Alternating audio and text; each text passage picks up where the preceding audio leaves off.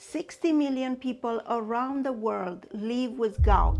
If you are one of them, then this video will answer you some of the strangest questions, like why do some people suffer agonizing attacks every month, while others with the same uric acid levels never had a single flare?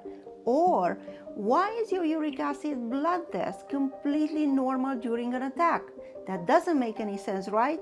Especially since most doctors will tell you that gout is all about that high uric acid. Well, that's exactly what we are going to sort out today.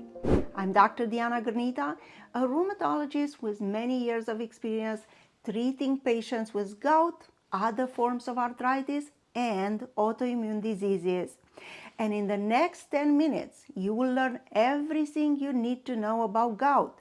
What is really gout? Why it's so painful? And most importantly, how to prevent and how to control it. So if you or someone you love struggles with gout, then stay with me until the end because you will be glad you did. But first, let me explain to you what is gout. If you are someone who had a gout attack, they will tell you straight. Gout is one of the most painful things I ever experienced. And they are right. It's one of the most painful types of arthritis. It will affect more men than women, but this balance changes after menopause when men and women are affected equally. Gout happens when for many years there is a buildup of uric acid in your body. But wait, isn't uric acid a normal end product that results from the metabolism of proteins? Yes, it is. But when that uric acid gets too high, it will turn out into sharp, needle-like crystals inside your joints, most commonly into your big toes, but it can also deposit in other joints, like your ankles, your knees, your elbows, your fingers, and even in the spine. If you ask me if genetics matters in people with gout, then the answer is yes. But your genes are not everything, and we will talk about that because you have to have some triggers that will precipitate the gout attacks. What are these triggers? Let me give you just a few examples.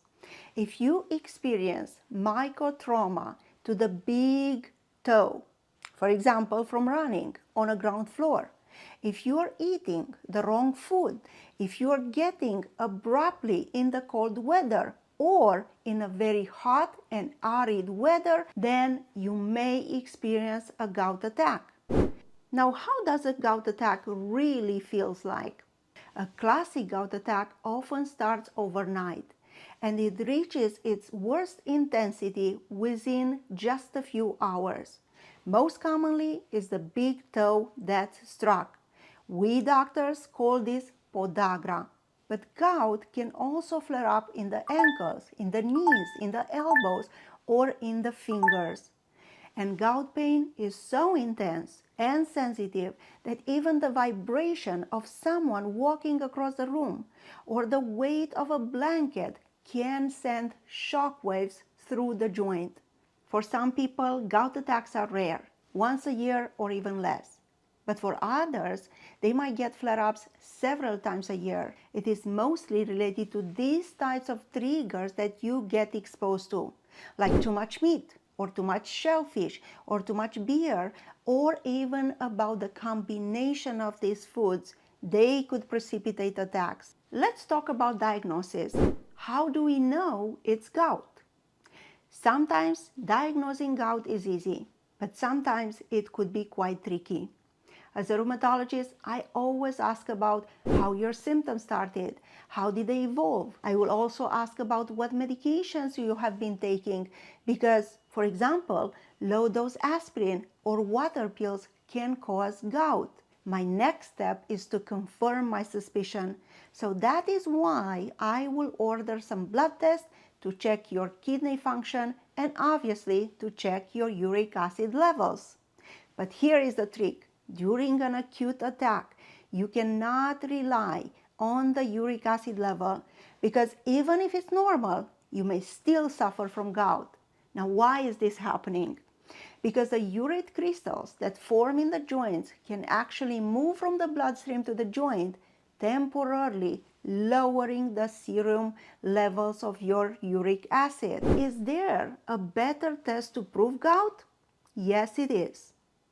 Ultrasound of the joints can show specific signs, such as a double contouring sign that can be suggestive of gout.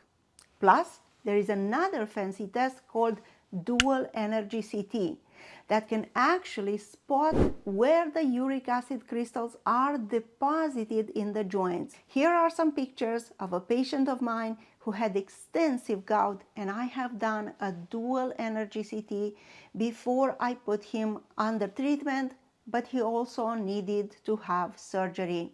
But what is the gold standard for diagnosing gout? It is the joint fluid analysis. What does it mean? It means that when you have a gout attack, the doctor will remove a little bit of the fluid from your joint. This fluid is called synovial fluid, and it will look under the microscope to see if there are any crystals of uric acid. If these crystals are present, then we have a certain diagnosis of gout. Now imagine you finally received this diagnosis of gout. Many patients of mine will be curious to find out what happens next. How soon should they start gout treatment? What kind of treatments are available? Can you ever eat your favorite foods again? And obviously, is gout curable? Let's start with the first question. How soon should you start gout treatment? If you're having a gout attack, then the focus will be to treat that gout attack. If you have just one gout attack every few years, then the focus will remain on treating the gout attacks and improving your lifestyle, and we will talk about that in just a few minutes. If you have multiple episodes of gout per year, or if you develop tophi, those are the uric acid deposits near the ears, the elbows, the ankles, or on the hands, then the goal will be to start chronic treatment for gout. So what kind of treatments are available for gout, and how and when to use them? When I meet a patient during a gout attack, I may use a few options. Number one, NSAIDs, like ibuprofen, naproxen, indomethacin. They can definitely work to decrease inflammation, pain, and swelling. However, they are not suitable for everyone.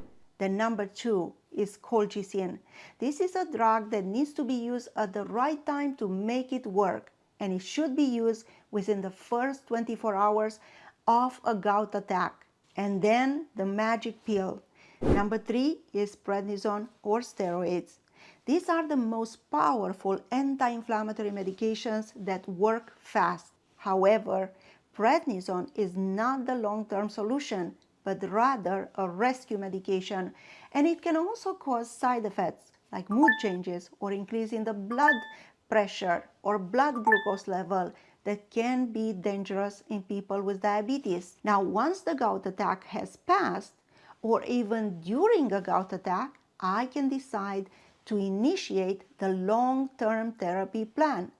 Because if you just rely on prednisone, colchicine, or NSAIDs, they will not be enough to prevent future gout attacks, and they will not lower your uric acid. So we use three types of medications. Number one, allopurinol or febuxostat that will help your body make less uric acid. Number two, medication that will help your kidneys flush out more uric acid, like probenecid or a newer medication called lesinurad. And the last is called pegloticase. This is an infusion for people with the toughest, most resistant gout that is supposed to melt down the big tophi if you can tolerate it long enough. Can you ever eat your favorite foods again? Let's talk about lifestyle changes. If you have been watching my YouTube channel for a while, you know that I'm a big believer in incorporating lifestyle changes into the treatment of my arthritis patients. And you can also find more about my extensive work in my book about gout management, along with more than 100 food recipes. But as I mentioned, sometimes gout is related to your genes. But as I always say to my patients, you cannot change your genes. You cannot blame your family, but you can change what you do in your everyday life to prevent gout attacks. If you experience only a few rare gout attacks, then I focus my approach on educating you about the importance of a gout-friendly, low-purine diet. You should avoid eating red meat, organ meats, and certain types of seafood such as shrimp, oysters, or clams, but I will encourage you to eat more fresh vegetables, cherries, berries, whole grains, and low-fat dairy products. Now let me answer you the last question. Is gout curable? The truth is that it's not, but it's very well manageable with the right help. Having a doctor who understands when to treat and how to treat makes a whole difference. Why? As we approach the end of this 10 minutes, let me share with you a quick story about one of my patients. Recently, I have met John, who came to me after months of severe pain in his feet and ankles. For the last 2 years, he was treated for gout by another doctor.